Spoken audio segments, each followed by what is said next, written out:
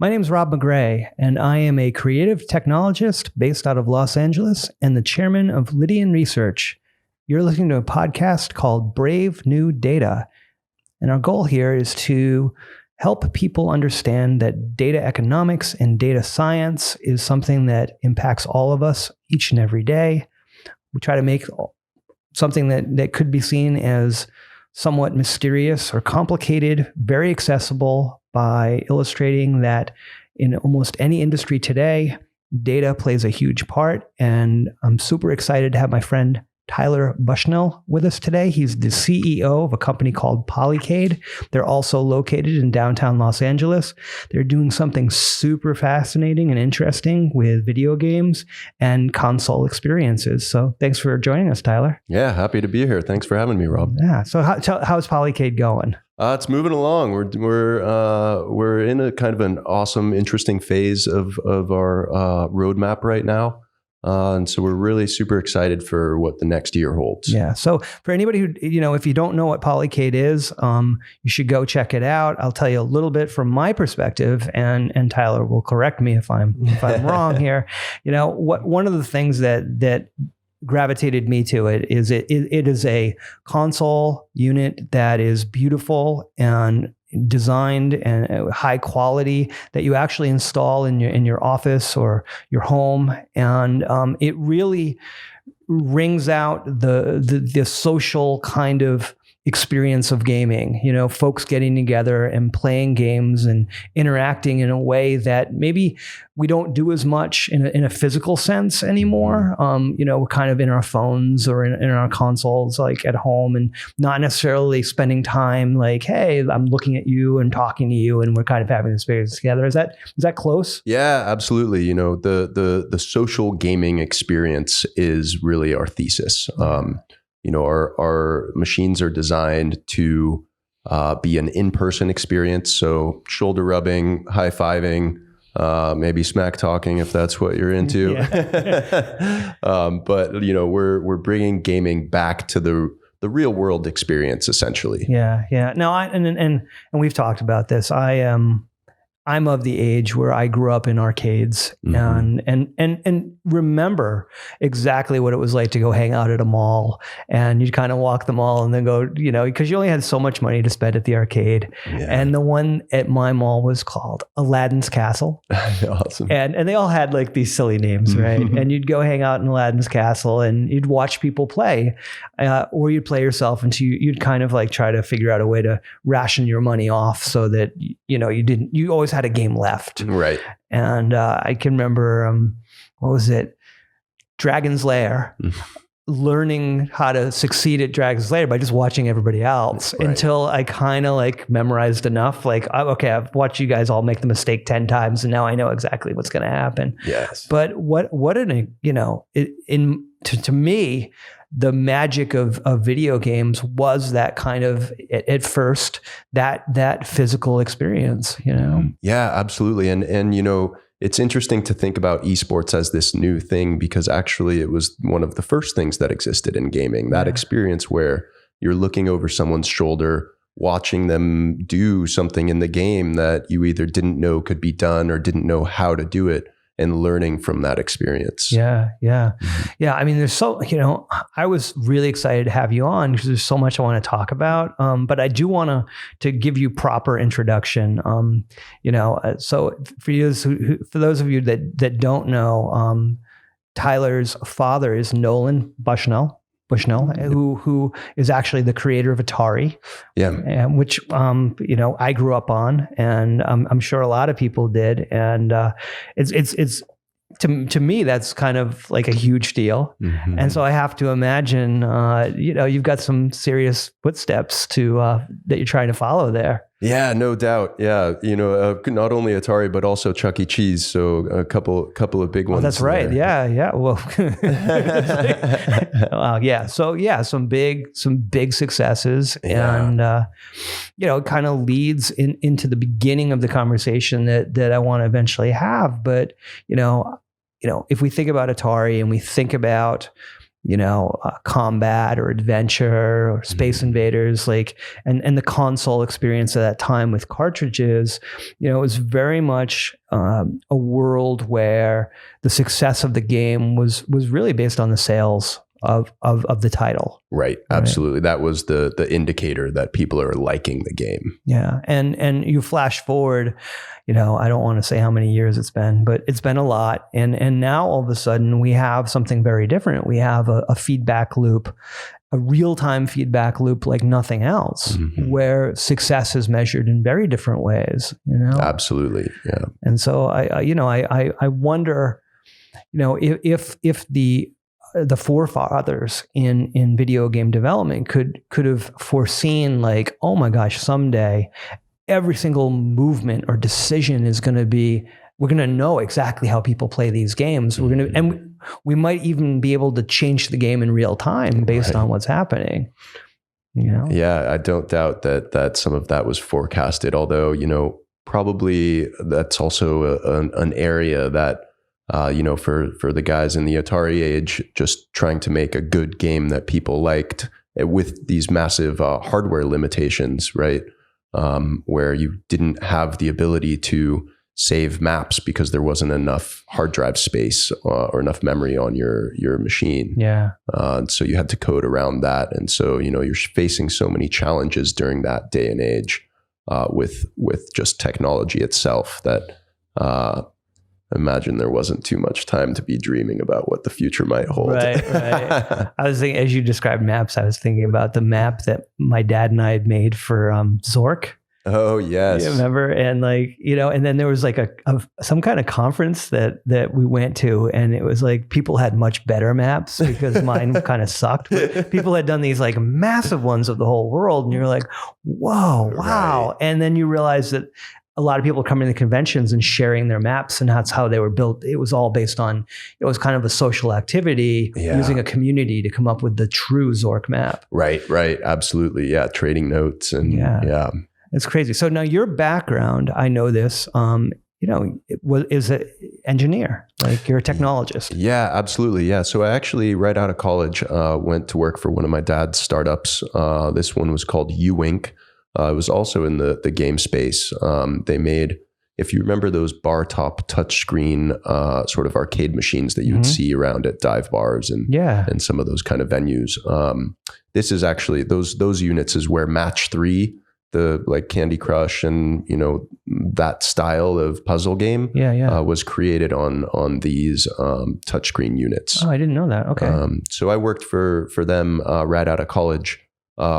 Learned how to code there, built a few games and a few other areas of that platform, touched on manufacturing a little bit, and servicing the units in the field was a fun one. But so that's where I kind of got my start in the technology and engineering space.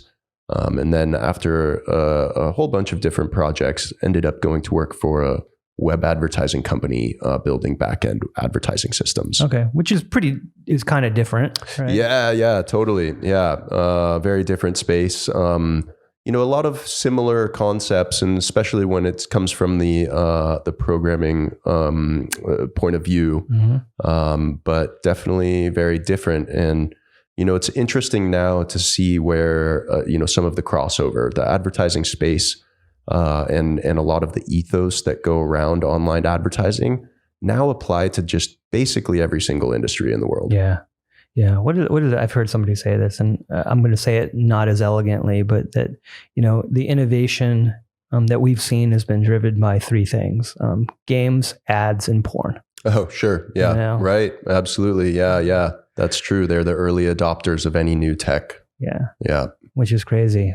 So advertising, when you talk about it, when I think about it, I think massive amounts of data, algorithms, on the fly A/B testing, trying to figure out how to get, what is the goal? Get more traffic on the ads. Sure. Right? Yeah. And how do you, and any way you can do that, let's go for that. Right. And specifically not more traffic on the ads, but more conversions, whatever your success metric is really the key driver there. Yeah. Do you feel like, and this came up with another guest, and, you know, do you feel like you kind of learned through that experience, like a little bit of inside baseball? Like, oh, definitely. Yeah, absolutely. Like seeing how it really, like that really works, and like how people actually engage. Yeah. Yeah. When you have like good, you know, large numbers to work with, and you can see that, you know, you A/B test something and see how many instant, you know, success rates come out, how many times people clicked when you use this word versus that word. You know, the smallest things affect conversions and you know, user attention massively. What color is shown, what you know, what the people are like. Do I identify with those people? If there are humans in the ad, you know, all of these things like matter in such a massive way. Right. Netflix is famous for doing this with their listings on when you go on to watch Netflix. They have, I forget what the number is, but somewhere around like 10 or 15 different thumbnails as the cover image for every series or movie that they have on there. And so they're constantly crunching what different types of users gravitate towards. Yeah. Yeah. Do you have any, this is a random question. You know, like you can't turn off their kind of trailer, like all of their thumbnails are now trailers, right? And you can't turn it off. I know. It's really annoying. It does drive me crazy. I assume that they have some reason for doing this, or they wouldn't do it. Because I can't see anybody liking this experience. I feel like it's always like, come on, I don't. Yeah. Like I just want to look through this and make a decision. Stop with the trailers. You know, sometimes it's not about a positive user experience so much as it is about capturing your attention longer, or you know, increasing your engagement in some form or way. One example I can think of is Instagram, where you'll open Instagram to an image that you're very interested in, and then it will like load new posts and throw that image like way down your feed, right? And you know, they know that you're interested in that image because they've collected tons of data on you already. And so they're going to show it to you just long enough for you to be like, that looks interesting, and then put it 100 posts down so that you will scroll until you get to that image. This is not a positive user experience, right. But it does get you to stay on the app longer. Yeah, that's true. Because wow. Every time I hear like another, I hate to call it this, but trick of the trade, I just get more depressed. I know. Yeah. You think it's like a technical thing, you know, but no, this is intentional. Yeah. All right. So you start off, you learn a certain amount about the gaming industry right out of college. You go and you learn kind of I don't want to call it the dark side of the internet, but the nuts and the bolts of how the internet works through advertising. When does the idea for Polycade come to you? Yeah. So, you know, I've always been interested in being very involved in the gaming industry. You know, there's different moments throughout my life where that's been an opportunity, and others where it didn't seem like the right time to get into it. With Polycade, you know, it started to become very clear that the gaming industry had a few holes in it. The one area that was the most clear to me was how the gaming industry has gravitated so deeply towards the hardcore gaming experience. So, you know, when you think of a gamer and gaming, you know, you think of Call of Duty, World of Warcraft, like these really intense games that require a lot of time to learn, you know, super steep learning curves, and then even more time to play and just continue to engage with. And that seems to be what the gaming industry as a whole focuses on. And then kind of on the other end, the mobile gaming industry tends to be this very almost slot machine feeling experience, where it tends to be very, you know, low reward, you know, very designed for this sort of like addictive gameplay. And again, in both of these categories, they're very lonely experiences. They're really designed for single player situations. Even if you're playing with hundreds of people online, you're still home alone and maybe in a dark room wearing no pants. Yeah, that's true. And when you talk about the mobile ones, I always think of them, like when I would play these games, it was essentially to kill time. Yeah, they're time killers. A friend of mine refers to them as pooping games. Yeah, they are good pooping games. Or sitting on a plane. Exactly. When you can't be doing anything else. Right.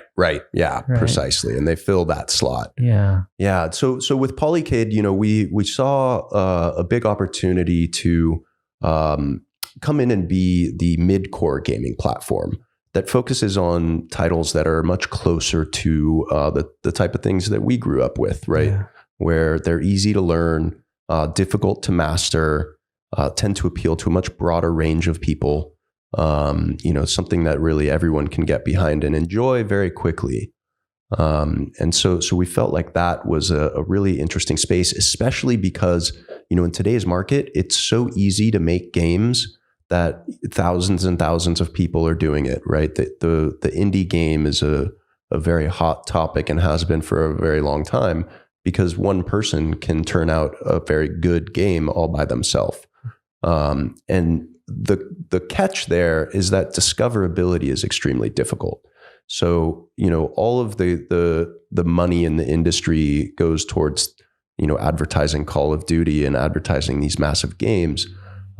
Most people don't know how to find these the other titles that are really made to be easy to enjoy and appeal to this broader range of people. This is a problem both for the developer making the game and for the user that doesn't want to spend all their time hunting through stacks of games like I do. Yeah. And I've done it myself where I'll try a lot of different games and it becomes tedious. It's like I'd rather use that time playing. Right. And I kind of then just rely on friends to make recommendations to me. Yeah, absolutely. And in some of these, moments, it takes however long of gameplay before you can decide this is a game I like or don't like. Yeah.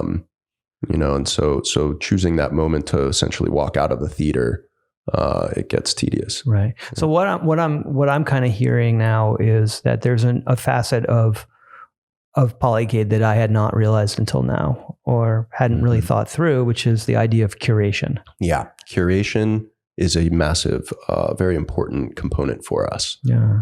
There's so many great games out there in the world today, games that are even like 5 or 10 years old that are fantastic games and very well known in indie communities. But most other folks have not heard of them. Yeah. All right. So the device itself, it's amazing. It's beautiful. I've seen it. Everyone should go look at it.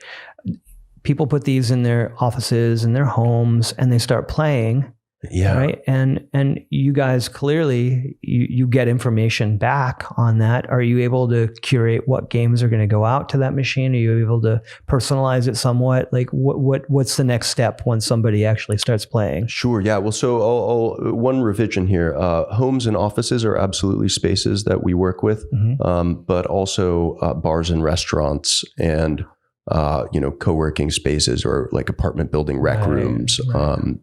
A lot of these environments that are social in nature is really our target. That people area. Are naturally gathering. That's right. Yeah. Okay, got it. And so coming back to your question, once you, sorry, what was the question? So you set up, I've got the game somewhere. Like, let's say it's at a bar. Yeah. And people start playing. And what is it that, all of a sudden you're starting to see what's happening with that console? Right. What kind of things are you guys able to do with that feedback to personalize or enhance the experience for somebody? Yeah, absolutely. So if you walk up and you play, the first game that you select is say Centipede, a classic arcade game, then we automatically know that you are interested in probably classic arcade games, right? This could even give us some indication of how old you might be, and so we kind of know something about you, and our what is interesting about that to us is the next time you go and log into our machine, we'll be able to provide a suggestion to you that is relevant. Right.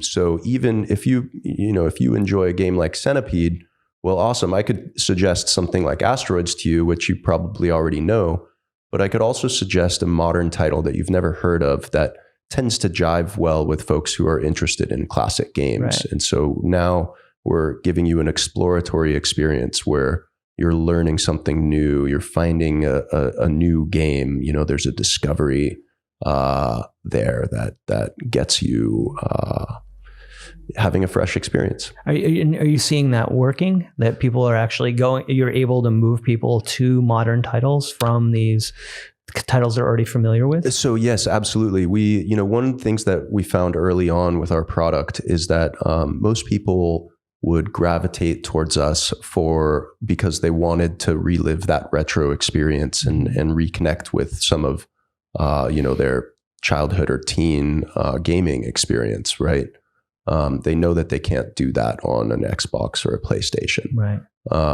And then what we found very early on was that as soon as you kind of like scratch that itch of your retro gaming, as soon as you start playing around with some of the modern indie titles that we've put on there and curated for you, that's usually what you come back and play again and again, and you sort of quickly forget about the retro stuff.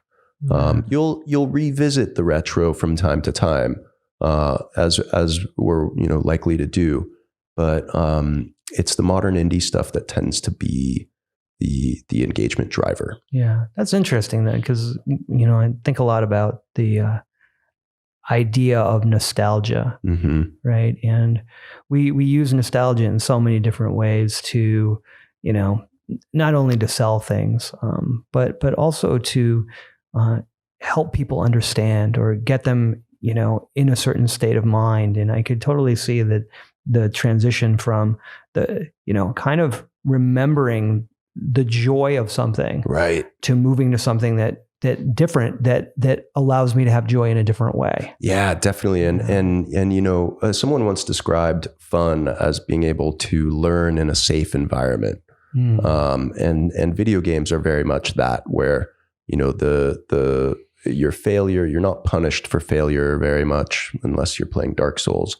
And then and you get to kind of keep trying and re-strategize, and it's an exploratory experience, and the right new games give you like a brand new experience where you can discover new things, and that's what fun is. Yeah.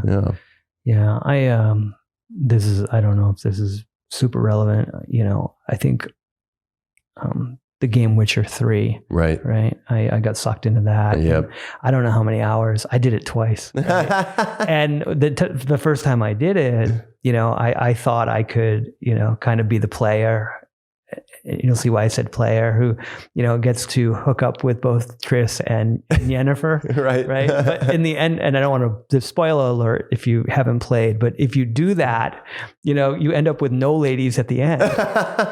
and just like real life. Yeah. And I actually mentally, for some reason, and I think it was from, you've played the game, right? I have only played I think the first campaign of the first one. Okay, so yeah. there is this moment in the game where this Triss character, who's like a former love interest, she's so strong, and she's willing to basically get tortured to protect, you or somebody. I don't remember the scenario. Wow.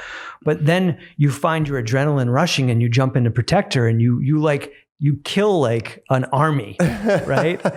And you grow very attached to her. Right. And so at the end, when you don't end up with her, you find yourself kind of heartbroken. And I went out to dinner with some friends and my wife, and I'm trying to explain that I might have lost perspective in this way, and this is what's happened. I'm talking about these game characters, and they're looking at me like I'm crazy, right? Like, what? And my wife is thinking, who are you? Like who's Triss?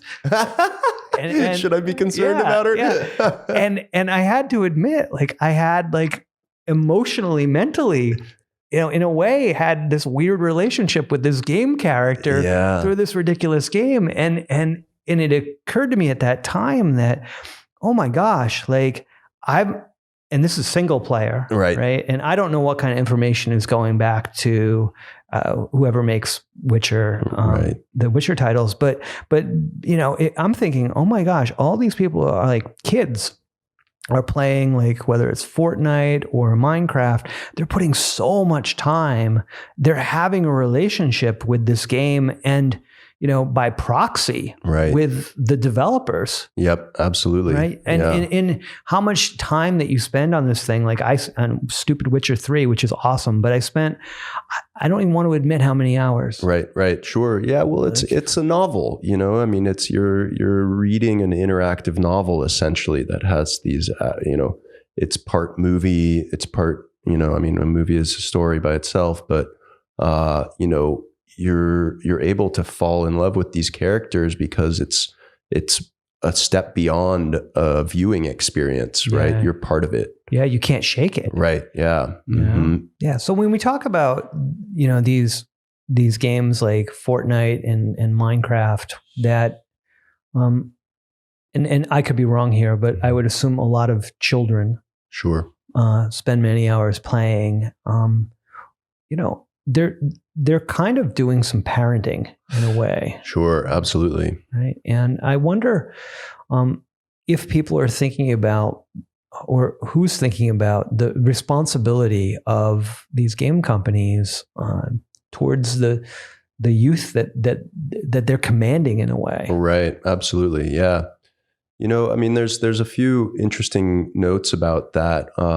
One thing that jumps to mind is, in the Silicon Valley tech company space, you have a lot of a movement there where a lot of the executives of these companies, like that, whether it's Facebook or Google, these, companies that are built on user engagement, a movement in the Valley is to not allow your kids access to iPads, phones, or any of that kind of material until they're into their teens. Right.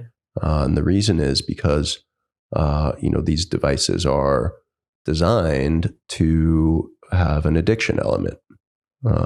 And so they're basically like keeping that stuff away from their kids, the very designers of the products. Yeah. Now, do you believe that games can be addicting?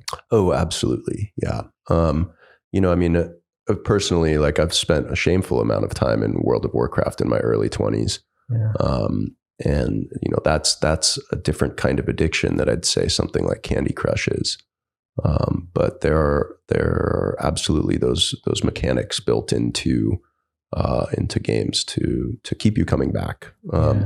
One interesting example of that was Mafia Wars in kind of like the early Facebook games. Mm-hmm.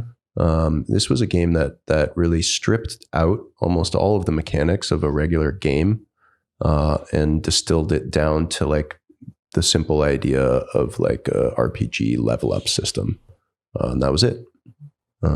But I played it and it was like surprisingly addictive for how thin the gameplay was. Right. So what was the other one? Like Farmville? Yeah. Farmville had more game to it though. Mafia Wars was like arguably not a game. Yeah. It's interesting you say that. And I almost don't want to admit that I believe that games can be addictive, because then it's like I have to actually monitor how much I play. Right.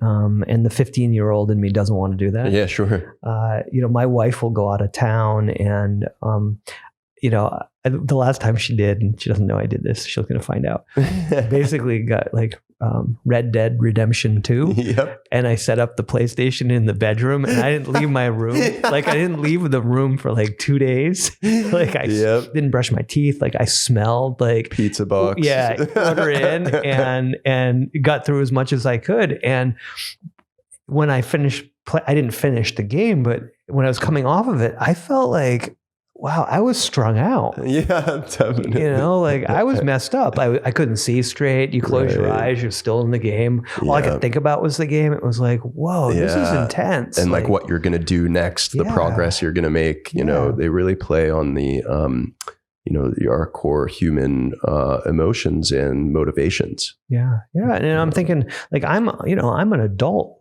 right? And what if I was 12 years old playing this game and the game in some ways might be better than life. Sure. Right? Yeah. Right. More fun, more fulfilling. Right. You know, you might get feedback from the game that you're not getting in, you know, from school or from your peers or whatever. Right. You know, it's crazy to think about. Yeah. I mean, Ready Player One is essentially a story about that, you know, gaming being better than life, where people spend all of their waking hours as much as they can inside of a virtual world.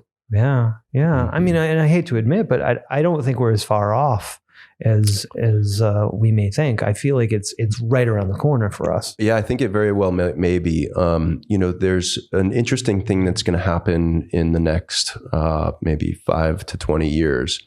And two major things are coming about that are really going to change the landscape of our world. One is artificial intelligence, and the other is robotics. Mm-hmm. And so, you know, everything from self-driving cars to robotic line prep chefs, you know, we're going to see a lot of jobs go away.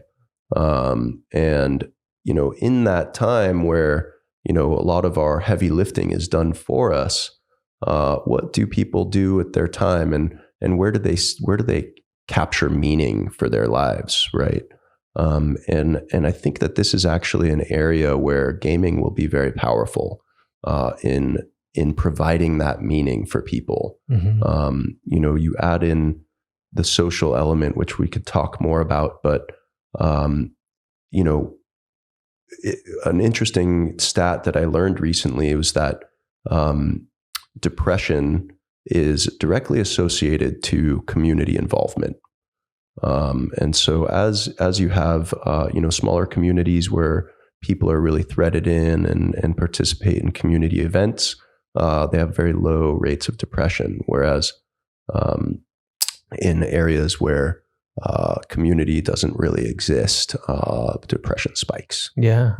And so, you know, I think gaming will be that meaning provider and that thing that brings people together as we continue down this road. Yeah, no, it's super interesting. We were talking about the social aspects. So, you know, and we talked a little bit about how one of the, you know, the missions of Polycade is to make this a group activity and, you know, a physical activity. And I assume that people want this. I mean, you guys are doing well. People are buying the machines, they're setting them up. You know, I mean, do you see this being, I don't want to say it's the antagonist to the protagonist, which might be the more isolated game, but do you see it creating balance? Yeah. So that's, you know, that is, you know, essentially the hole that we're filling in an area where we feel like we can bring a ton of value to both people's lives and the industry as a whole. Having that entertainment, interactive gaming experience in social environments that encourages people to get out of their house, you know, go out and hang out with your friends, meet new friends, and really, you know, be part of a community in person, we think is extremely important for mental health and the digital age as a whole. You know, as we've seen the digital age come about, people, you know, you can text people on 1,000 different platforms and communicate in so many different ways. But I think one thing that we've really learned is that doesn't replace human connection. That in-person human connection is really something that we can't fake, at least yet. Yeah. And you know, I think it's an extremely important aspect. And you know, an interesting side note, you know, hundreds of people have come up to my dad over the years and told him that they met their significant other playing Pong. And so, Pong was a 2-player game that mostly existed in bars. Yeah. It was a great icebreaker. And, if this is the conduit by which you make new connections, fantastic. That's what that we will have succeeded if you can go out to a Polycade event, meet up, and make new friends. Yeah, you're hitting on something that I've noticed in my life, and that I think is really important. There's like as someone who's dealt with some social anxiety, the thought of going to a party is really scary, right? And what's scary about it? I got to talk to people, right? What am I going to say? I don't really like small talk, and and it's going to feel weird, and I'm going to feel, insignificant. Right. And if you go to, and I've been, and I've seen you at one, if you go to like a game night, right, you have a task, right? Okay, we're going to sit here, we're going to figure out the rules, and then we're going to play the game. And now you've got something to talk about. Right. There is no small talk. It's like, oh, how do you play? Oh, okay, what do we do? Okay, whose turn is it? Yeah. And then all the things that you described, the high-fiving, the shit-talking, like all of it kind of just happens naturally. Right.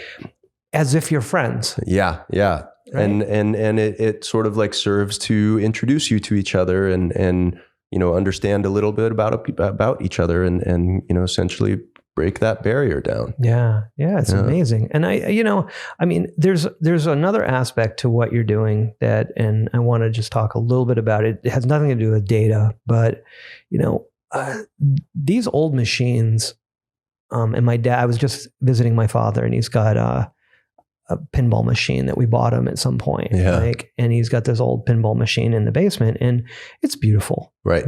Mm-hmm. And you look at it and it's so analog and it's hard to maintain. He kind of gave up on maintaining it. But it is like the craftsmanship is so nice. Yeah. And with what you guys are doing, I feel like you're bringing the beauty back, this beautiful, well-designed console that you put in your, wherever you want, and can you talk a little bit about your feelings about the art of that type of design? Yeah, absolutely. The design was a very important aspect for us, and there's a few reasons for that. Both on one hand, you can only go into certain spaces if the design is right. A little tidbit about how the design came about is I told my wife that, I'm building this arcade machine and I'm going to put it in the living room. Well, she's an interior designer and, she said, absolutely not. Like, the classic arcade machine has a certain look and feel that many have decided belongs in certain kinds of spaces. Right. I think that they're beautiful art pieces, but a lot of people are like, oh, that's a dingy thing that should be in a basement. And so, the design was important to make this exist in the center of social environments, right? We don't want this to be in the basement. We don't want it to be in the back room that has arcade machines or whatever other stuff you're trying to hide. We want this to be in your lobby, right in front and center, where people gather, the kitchen perhaps. And so the design is an important part of penetrating those spaces. Additionally, from a pure art standpoint, I think that things that are beautiful and attractive are just more enticing, right? And so, that was a slice that was very important to us. I'll also add that functionality was a core driver in the design as well. We know that classic arcade machines are big and bulky and heavy. Yeah. And so, a key part for us was making this, updating this to be a small form factor that is still a full-size experience while taking up the smallest footprint possible. Yeah. No, and I assume based on the design and some of your company branding that, I'm assuming you have a thing for like 70s, 80s, like it really comes through. Absolutely. Yeah. We love, I think, for the 70s and 80s, I think I tend to romanticize as much as anybody else, right? Yeah. Especially the 80s is front and center these days. Yeah. But the stripes and the colors, and I mean, it's nostalgic, it's compelling. I really love the look and feel of that kind of stuff. Yeah. I mean, growing up in the 80s, and I always find myself thinking like, I didn't know how cool it was when it was the 80s, right. But looking back, it was actually pretty cool. Like, I mean, there was some lame stuff too, right? Oh. But overall, like, what a good time to be a kid. Yeah, totally. It was, I mean, there's so many like brand new, unique aspects in the fashion and music and everything that was like just, felt like it didn't have much precedent coming out of the 70s. Yeah. And you had music kind of driving it too. You had all these different factors, fashion, and to your point, it was like, and then in the middle of it, you had video games. Right. Yeah. Just coming about. Yeah. Right. It was like the perfect storm of these things. And I think that what you guys have done such a good job with the feel of your device and the feel of your company is hitting on that nostalgia, right. But not too much. Sure. Yeah. Right. We're not trying to go backwards, but there were some great things that we can extract from that we want to remind you of. Yes, absolutely. And that was like our key goal was basically, sort of showing the future while clearly calling back to the past and the roots. Yeah. So I'm going to switch modes for a second. We've got people playing games, we've got companies that are collecting data on every interaction. How responsible what is the responsibility of the gamer themselves to understand what's happening with the information that they're providing? And by information, I could mean just a choice. Yeah, sure. Even playing. Yeah. I think the important part for gamers to realize is, and this is not just gamers. This is really everyone today. Everything that you touch in the digital space, you have to expect it's collecting data on you. There's two types of data. I would say one is attached to you as a person, and this is where a lot of privacy laws come into play. Yeah. And then the other is anonymous data. So we know that your behavior, is like as a single user looks like this.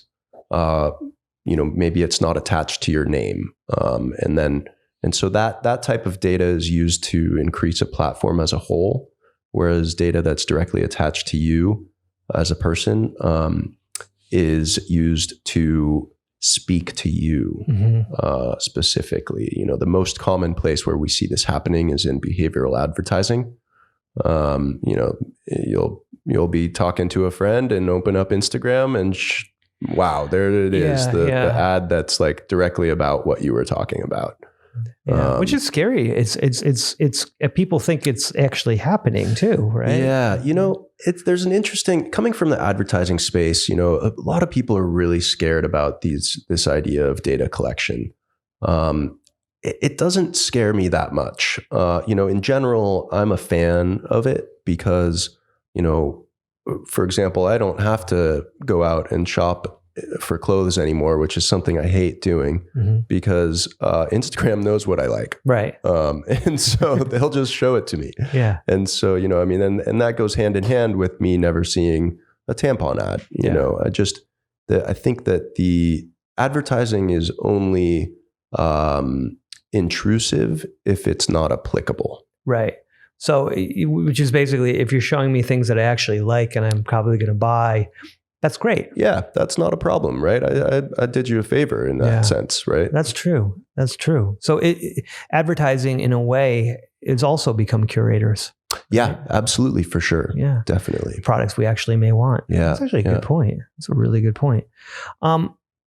What do you think the games industry looks like in 5-10 years? Like, any big changes you see happening? Like, I think there's esports is a hot topic these days, and I think we're going to see that continue to grow in a big way.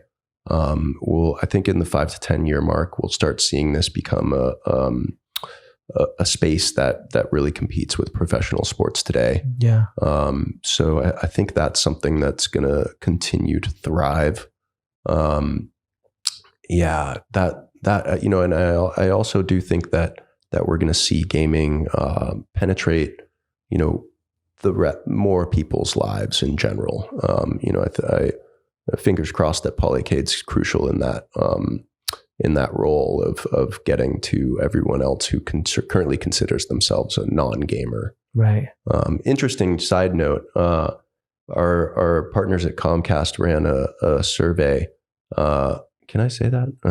Well, they ran a survey. Someone ran a survey. Someone somewhere against their users that asked them, you know, are you a gamer? And 95% of these users said no. They asked the same set of people, how often do you play games? And nearly all of them said every day. And so, you know, really fascinating to see this. Yeah. Like, you know, everyone plays games. It's a question of what type of games you tend to gravitate towards. Yeah. Yeah. Or what you think it'll mean for your personal brand to acknowledge it. Yeah. Right. You know? Sure. I mean, we've had a lot of conversations, and this is probably very, you know, relevant to you coming from your background in advertising, but there's the things that I share, right? Which I want people to associate with me. Right. Like I'm a real thoughtful type of person. Yeah. And then there's the things I actually click, you know, right. which I wouldn't want anybody to know. Yeah, totally. And then the truth of the matter is that there are a lot of people that know exactly what you click. They actually know who you are. Yeah. Yeah. Right? So the scary data sets, I would say, are like what Google's got on you. Yeah. Right. They have so much. Yeah. I mean, they just know every single thing about you. And that's where the privacy stuff starts to get a little concerning. You know, Google once had a motto that was "Don't be evil."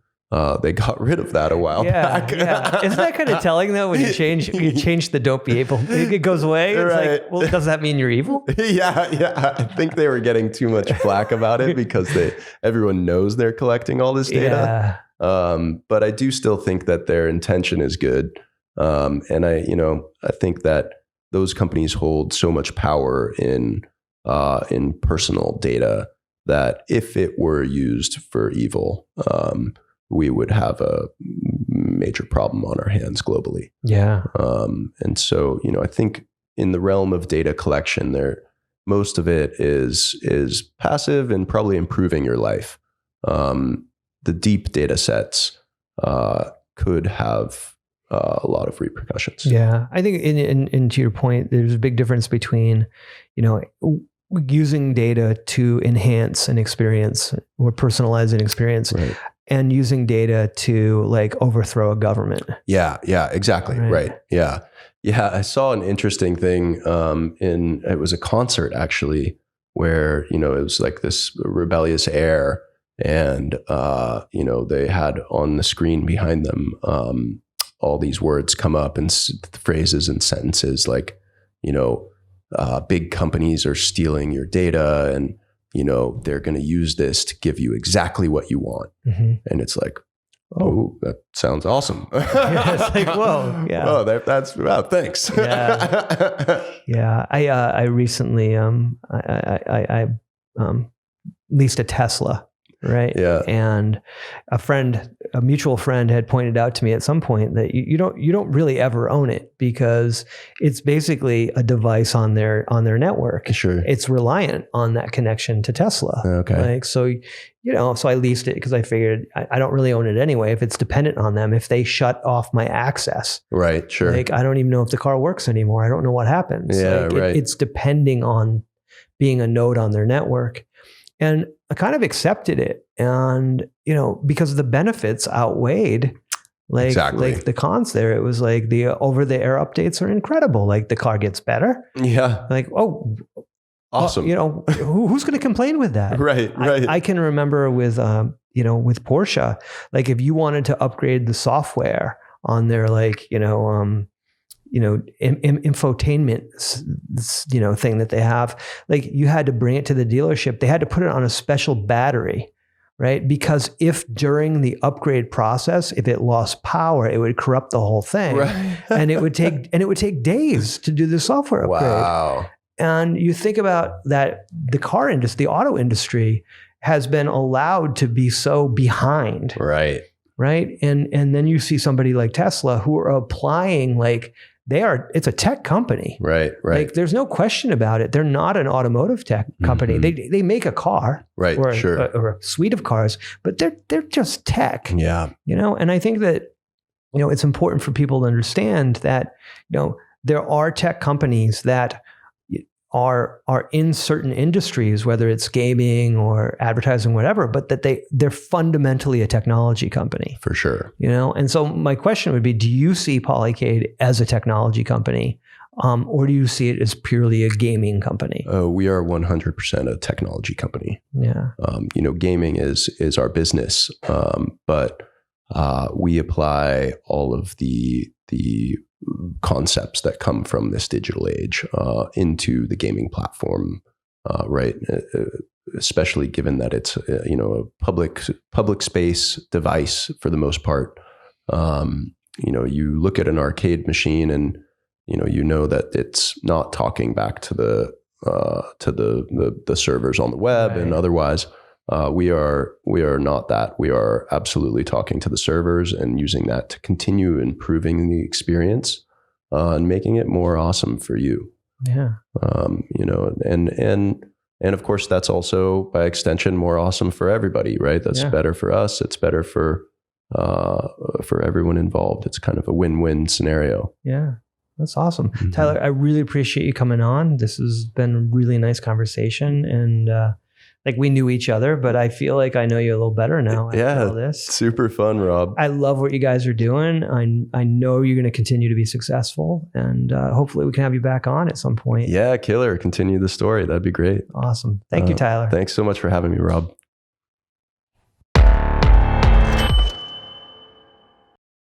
You've been listening to Brave New Data, the Data Economics Podcast, presented by Lydion Research. I'm your host, Rob Maigret. Our guest today was Tyler Bushnell. We're shot and edited by Toughtown, with sound engineering by Alfred Montejano. If you enjoy this podcast, please be sure to subscribe where all great podcasts can be found. Thanks, and have a good one.